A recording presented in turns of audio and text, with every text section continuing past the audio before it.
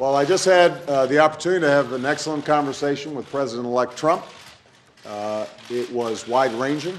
We talked about some of the organizational issues in setting up a White House. We talked about foreign policy. We talked about domestic policy.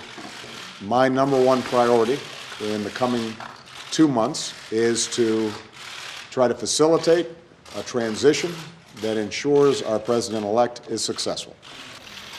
I have been very encouraged by the, I think, interest in President-elect Trump's wanting to work with my team around many of the issues that this great country faces.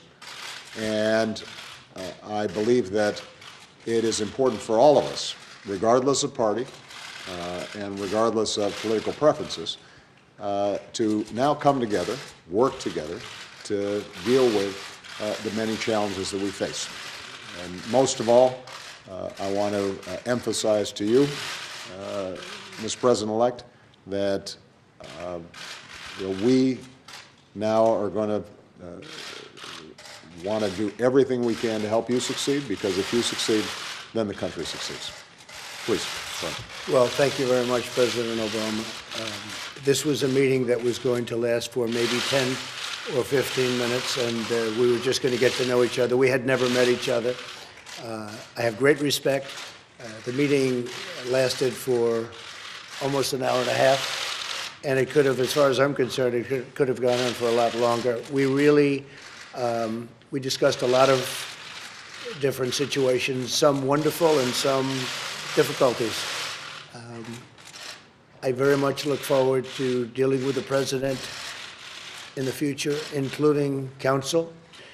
So, Mr. President, it was a great honor being with you, and I look forward to being with you many, many more times in the future. Thank you, sir.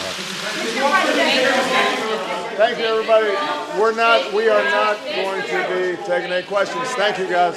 Thank you. Here's a good rule. Don't answer any questions when they just start yelling at you. Come on, guys. Yeah, come on, guys.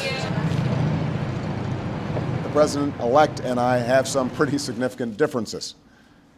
But remember, 8 years ago, President Bush and I had some pretty significant differences.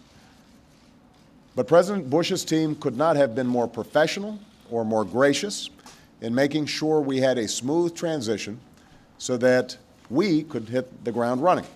I have instructed my team to follow the example that President Bush's team set 8 years ago and work as hard as we can to make sure that this is a successful transition for the President-elect. Because we are now all rooting for his success in uniting and leading the country. The peaceful transition of power is one of the hallmarks of our democracy.